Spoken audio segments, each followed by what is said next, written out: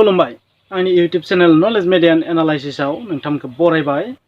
नोंथांमोना मोनसे breaking news लानानै फैदों। बे ब्रेकिं निउसआ जाहैबाय मा 30 जुलाइआव 2021 मायथाइनि 30 जुलाइआव मेट्रिक हाई माद्रासा थामहिनबा थाखो 10 नि फाइनाल एग्जामनि रिजाल्टखौ होनाय जाहैगोन।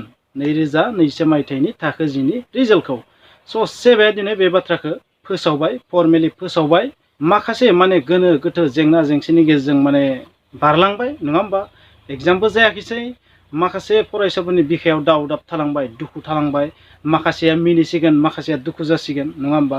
आरो ओरैबायदि मोनसे जारिमिन सुजुनो थांगासिनो दं आसामाव बा इन्डियायाव प्राय 99.9% पास जानायनि मोनसे आसा दं। बेवहाय माने फेल जागोनखौ जों नुहुराखै, गासैबो पासआनो जाखागोन। ओरैबायदि मोनसे जारिमिन सुजुनो थांबाय दं, हिस्ट्रि अफ नो फेल एबा ओरै बुंनो हागोन हिस्ट्रि अफ अलमस्ट 100% पास। स' बेबायदि मोनसे जारिमिन सुजुनो थांबाय दं।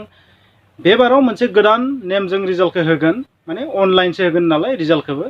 सिगांथ' SMS आरो माखासे इन्टारनेट वेबसाइटनि गेजेरजों रिजाल्टखौ होबोदों।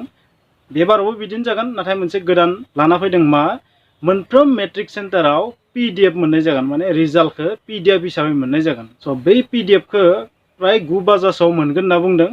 बिनि सिगांबो जानो हागौ बा बिनि एसे लेटबो जानो हागौ। स' 9 बाजासोआव मोननायनि मोनसे चान्स थाबाय। बिदिब्ला जायफोर फरायसाफोरा थाखो 10 नि फाइनाल एग्जाम थामहिनबा HSLC एग्जाम लिरगौमोन, बिथांमोना 30 जुलाइखौ नेनानै थादों। आरो सानसेल' दंबावो, दिनै आरो गाबोन। दिनैखौ गारोबा गाबोनल'सो दंबावो, सानसेल' दंबावो। स' बै सानसेनि उनाव नोंथांमोननि खुगायाव निश्चय मिनिनाय फैसिगोन। स' आसा खालामबाय नोंथांमोना बे भिडिअखौ नायनानै माबा मोनसे इनफरमेसन बा निउस मोनबाय होननानै आं सानबाय।